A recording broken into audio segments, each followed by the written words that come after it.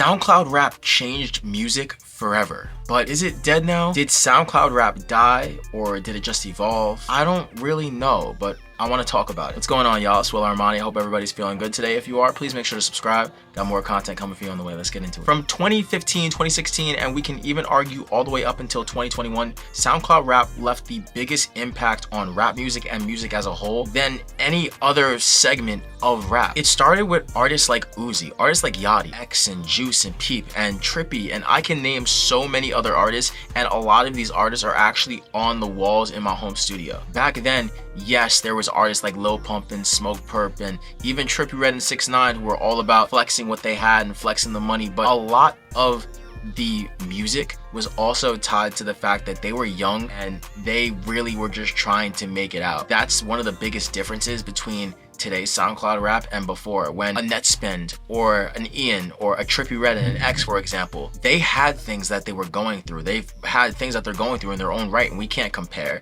But at the same time, I feel like before, it was more so focused on making music that not only expressed themselves, but was something that could be timeless. And I feel like now it's more of a, what can we get people to look at? What can we get people to see? And a lot of the things now, although it was before, is even more heavily focused on aesthetic. It's even more heavily focused on the look rather than the sound. And I think back then, even though a lot of artists were focused on the look and the brand, I mean, one of the biggest reasons why I fell in love with X was because of the look and the brand and how he made you feel with his visuals, how he made you feel with how he looked. It was the same thing with Juice. It was the same thing with even Trippie Redd in the early days. Although they were so focused on that, at the exact same time, one of the biggest focuses that they had was the music, making good music. And I feel like, not that the music right now is bad, but that's not just the main focus. I think a lot of the music that we heard was more about the emotion instead of the perfection. I mean, the stuff that X and Juice and Peep and all these different artists were going through, even Trippy with different relationship issues and things like that, like a lot of that emotion was put into the music. And it's not to say that the artists that we have today can't do that.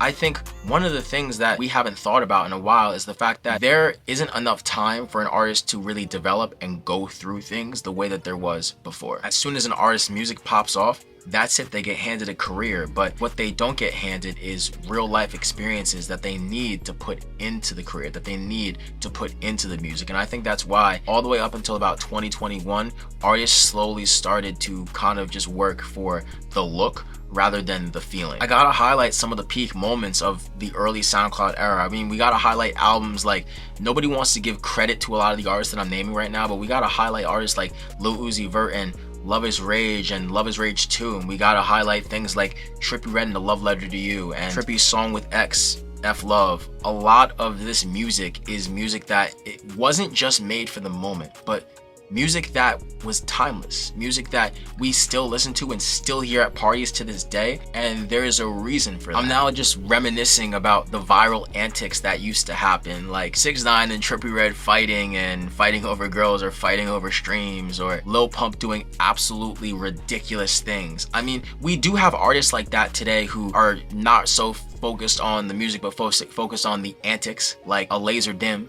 But it doesn't feel the same. It feels now more than ever more so about trying to stay relevant instead of trying to get attention. And those are two different things, right? Because trying to get attention, it's like that could be driven from a feeling of like, yo, like I know I've got something, where this trying to stay relevant thing that's happening right now, it's really coming from a place of doubt. Artists like Playboi Carti had a play in the early days of SoundCloud, but also had a play in the reason why SoundCloud artists and general aren't the same anymore. So I've been all over the place, but I want to talk about the decline and what I believe went wrong. And we have to start off with an oversaturation of clones. Now, artists that are coming out now, a lot of them are clones. A lot of them are people who are literally just replicating their favorite artists, and that used to happen a lot in the past, but now it's happening more than ever. The TikTok and social media culture kind of had an influence on that. When you're constantly being fed the same thing over and over again, if you're a young artist and you're starting to make music, if you're constantly being fed the same thing, you're gonna be influenced by that, and then everybody else is influenced by the same thing, and then now everybody sounds the same. But in the early days of SoundCloud rap, yes, certain people sounded similar, but there was a lot more of a difference in artists. I mean, as time has passed,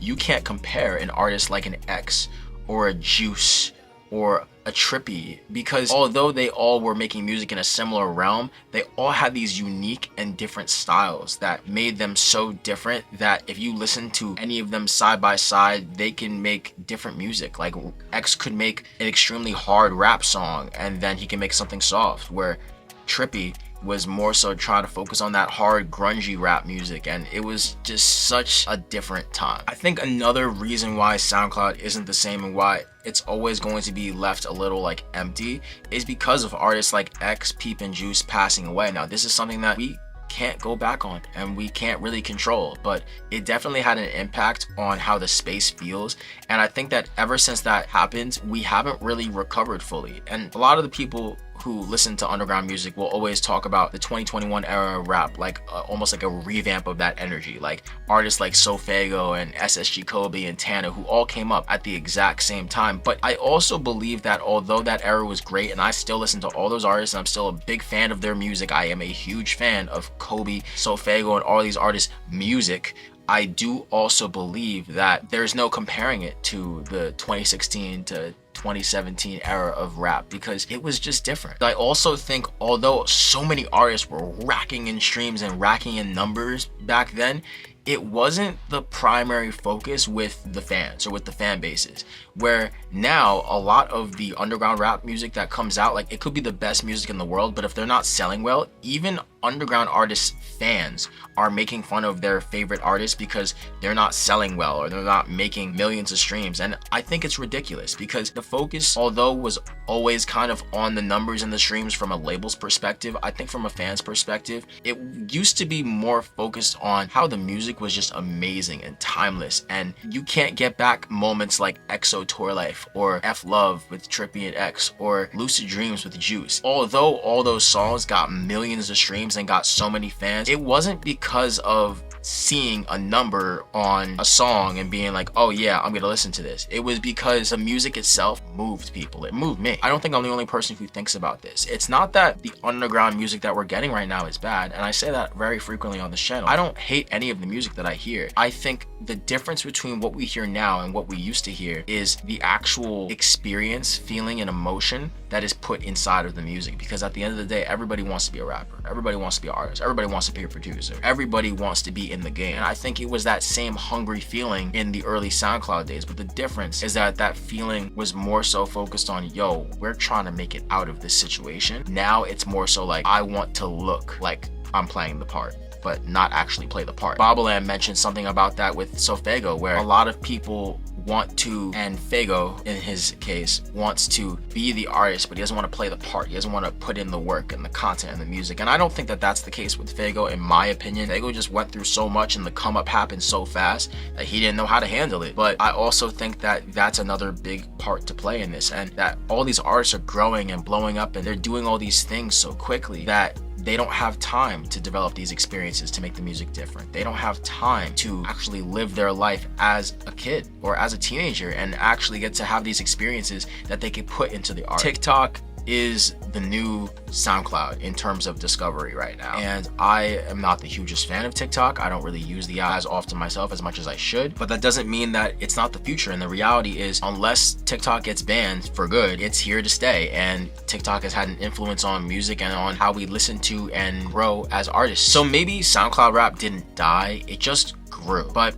I'm not really sure. Do you think this era is over? Who's the last real SoundCloud rapper in your opinion? And when I say that, I mean like, who's the last artist who you didn't just listen to and say, you know what, after a few months or a year, like, I'm done with this artist? Like, who's the last artist that came from SoundCloud or came from that era that stuck with you and still sticks to you to this day? Please let me know in the comments below. I always like having discussions with you guys, and I don't want anybody to hate on this video in a sense of, oh, like, your opinion's wrong, da da da. Like, whether you agree with my opinion or not, it doesn't matter. I just want to have a discussion. Let me know what you think in the comments. Let's talk. Hope everybody's doing well. If you're new here, please make sure to subscribe. I got more content coming on the way. And if you want to follow me on Instagram and check out any of my own music, you could do that on Instagram, willarmani with 2 I's. It's been your boy Will Armani.